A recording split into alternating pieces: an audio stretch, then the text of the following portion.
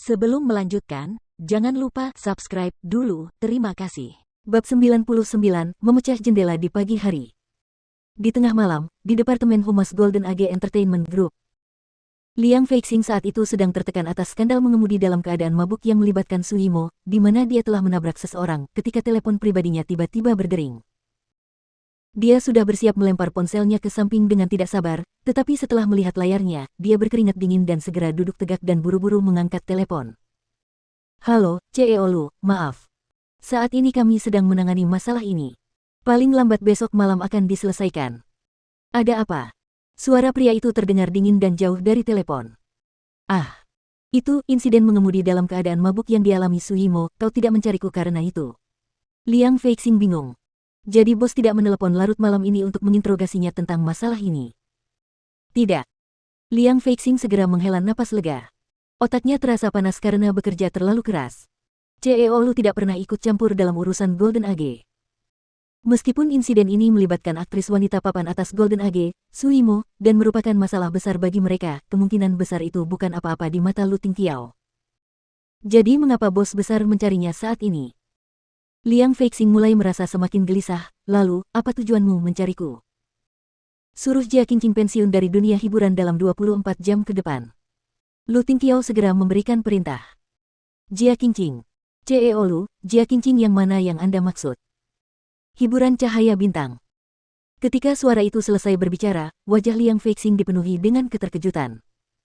Jia Qingqing yang penampilannya hanya di atas rata-rata, tetapi telah dijuluki sebagai si cantik nomor 1 di dunia hiburan oleh Starlight. Dia bertanya-tanya siapa orang penting yang dimaksud bosnya. Wajah Liang Feixing penuh dengan kebingungan, tetapi dia tidak berani mengatakan sepatah kata pun. Dia setuju, mengerti, CEO Lu. Saya mengerti. Sejauh yang saya tahu, Jia Qingqing telah bertengkar dengan salah satu artis wanita di perusahaan yang sama. Lawannya bukanlah seseorang yang mudah dihadapi dan telah mengumpulkan banyak materi pemerasan terhadap Jia Qingqing. Dia bahkan tahu bagaimana membuat orang lain melakukan pekerjaan kotornya. Dia menyerahkan semua materi kepada perusahaan kami untuk membuat video skandal. Jia Qingqing telah menyinggung terlalu banyak orang, ada banyak orang yang menunggu untuk memukulnya begitu dia jatuh, saya memperkirakan dia tidak akan dapat melarikan diri dengan mudah.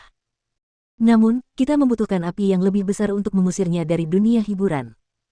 Lakukan secara rahasia. Lu Tingqiao memperingatkan. Ya, tenang saja, CEO Lu. Setelah menutup telepon, Liang Feixing segera menyerahkan semua tugasnya kepada wakil direktur dan secara pribadi menangani masalah ini. Masalah ini sama sekali bukan tantangan. Membiarkannya mengerjakannya seperti menggunakan guilotin untuk membunuh seekor ayam. Seniman yang bertarung dengan Jia Qingqing telah menyelesaikan 80% pekerjaannya, jadi dia hanya perlu memberikan dorongan terakhir. Namun, Jia Qingqing hanyalah seorang artis kelas 2. Apa yang telah dia lakukan sehingga bos besar secara pribadi memberikan perintah eksekusi?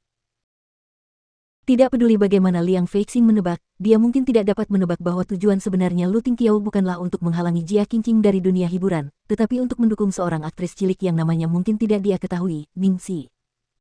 Pagi selanjutnya. Ketika Ningxi terbangun, dia sedikit tercengang.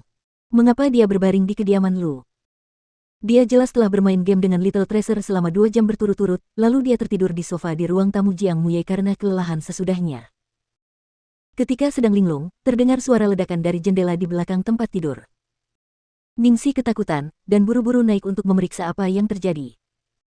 Ketika dia membuka jendela, dia melihat rambut keemasan di bawahnya.